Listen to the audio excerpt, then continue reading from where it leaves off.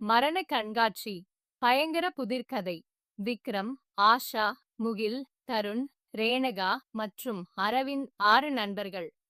இவர்கள் இரவு நேரங்களில் மர்மமான இடங்களை ஆராய்வதில் ஆர்வம் கொண்டவர்கள். ஒரு நாள் ரகசிய ஓவிய கண்காட்சி பற்றிய தகவல் கிடைக்கிறது. இதுவரை யாரும் பார்க்காத ஓவியங்கள்.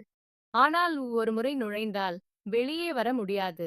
அவர்கள் அதை வெறும் விளம்பரம் என்று நினைத்து அந்த இடத்திற்கு செல்கிறார்கள். உயிரோடு காணப்படும் ஓவியங்கள். கண்காட்சிக்குள் நுழைந்தவுடன் ஒரு ஓவியத்தின் கண்கள் நகரத் தொடங்குகின்றன.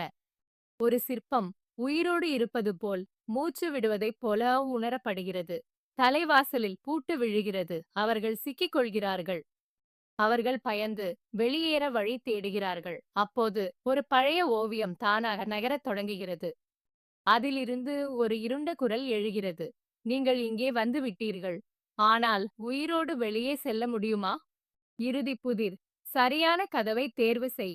அறையில் 3 கதவுகள் உள்ளன.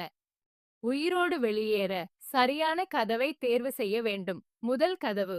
உள்ளே முற்றிலும் இருள் சூழ்ந்த அறை. இரண்டாவது கதவு.